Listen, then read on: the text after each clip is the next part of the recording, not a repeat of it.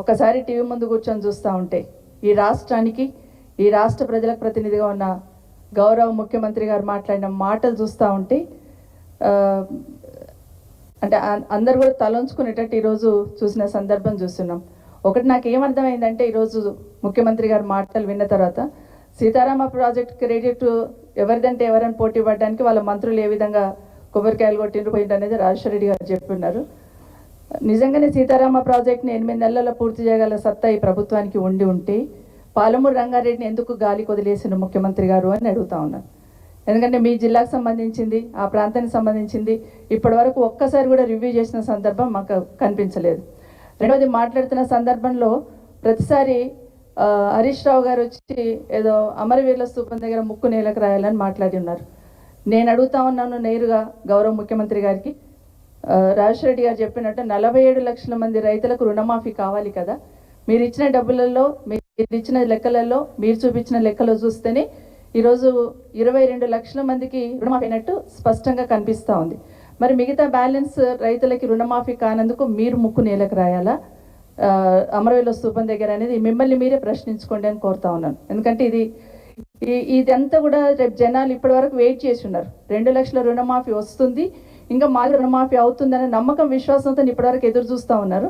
రేపు ఒక్కసారి మాది రుణమాఫీ కాలేదంటే రైతులందరూ రోడ్డు మీదకి ఎక్కడొస్తారో అనే ఆలోచనతో ఇష్యూ డైవర్షన్ కోసం మీరు ఈరోజు హరీష్ రావు గారి గురించి మాట్లాడారు అనేది అర్థమవుతుంది. ఎవరైతే గట్టిగా ప్రశ్నిస్తారో, ఎవరైతే గట్టిగా మాట్లాడతారో వాళ్ళ గురించి కామెంట్ చేస్తూ ఇష్యూ డైవర్ట్ చేయాలి, సైకలాజికల్గా అంటే డిమోరలైజ్ చేయాలనే ఆలోచన ఈ ప్రభుత్వం చేస్తుంది అనేది ప్రజలు ఇప్పటికే గమనించున్నారు.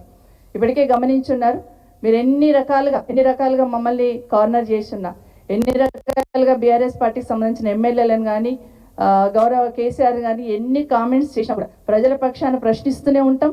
మీరు ఇచ్చిన హామీల గురించి నిలదీస్తూనే ఉంటాం. మీరు ఎన్ని మాటలు మాట్లాడినా, ఎంత దిగజారి మాట్లాడినా, ఎంత వేలెత్తి చూపించే ప్రయత్నం చేస్తున్నా ఖచ్చితంగా మాట్లాడుతూనే ఉంటాం, ప్రశ్నిస్తూనే ఉంటాం. తప్పించడానికి అవకాశం లేకుండా ప్రజల పక్షాన్ని నిలబడుతుంది బీఆర్ఎస్ పార్టీ.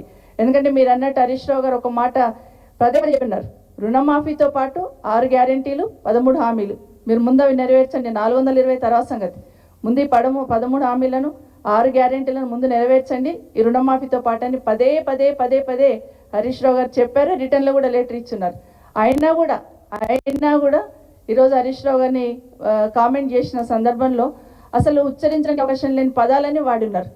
అంటే రాజకీయాలలో అందాలు పనికొస్తాయి, అందం ఎందుకు పనికొస్తుంది? పని చేసి నమ్మకం, విశ్వాసాన్ని చురగొనాలి. కానీ పక్కన ఉన్న వాళ్ళందరూ చూస్తూ ఉంటే పక్క రాష్ట్రాలు ఈరోజు గొప్ప చెప్పుకున్నారు, మేమేదో చాలా గొప్ప చేసినాం రుణమాఫీ అని. కానీ మీ మాటలు చూస్తే పక్క రాష్ట్రాల్లో నలుగురు తలంచుకొని తెలంగాణ రాష్ట్రంలో మాట్లాడిన ముఖ్యమంత్రి గారు మాట్లాడిన మాటలు వినొద్దనే లెవెల్లో ఈరోజు మీరు మాట్లాడున్నారు. చాలా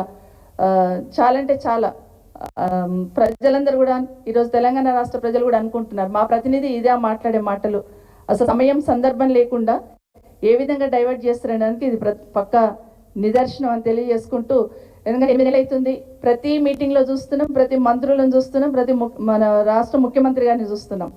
కేసీఆర్ గారు, కేటీఆర్ గారు, హరీష్ రావు గారు, వీళ్ళ ముగ్గురు మాటలు లేకపోతే, పేర్లు లేకపోతే అసలు ఆ రోజే గడవదు అన్నట్టు ప్రతి ఒక్కదానికి అవసరం ఉన్నా లేకున్నా వీళ్ళ ముగ్గురు పేరు తీసుకోవాలి, చావమనాలి. అసలు ఏంటో అర్థమైతే లేదు. ఒక ముఖ్యమంత్రి హోదాలో ఉన్న వాళ్ళు మాట్లాడే మాటలని ఒకసారి మిమ్మల్ని మీరు ఆత్మవిమర్శ చేసుకోండి. ముఖ్యమంత్రి గారు, ఈ రాష్ట్రానికి ముఖ్యమంత్రి మీరు, ఒక పార్టీకి కాదు. ఈ రాష్ట్ర ప్రజలకు ప్రతినిధిగా ఉన్నారు. ఈ రాష్ట్ర ప్రజలందరూ కూడా అబ్జర్వ్ చేస్తూ ఉంటారు మా ముఖ్యమంత్రి గౌరవప్రదంగా మాట్లాడాలని. కానీ ఈరోజు మీరు మాట్లాడుతున్న మాటని మీరు ఆత్మవిమర్శన చేసుకోవాలని కోరుతా ఉన్నాను. ఖచ్చితంగా ప్రభుత్వాన్ని మా పార్టీ తరఫున ఖచ్చితంగా నిలదీస్తూనే ఉంటాం. అన్నీ అమలయ్యేంత వరకు ప్రజల పక్షాన్ని ప్రశ్నిస్తూనే ఉంటాం.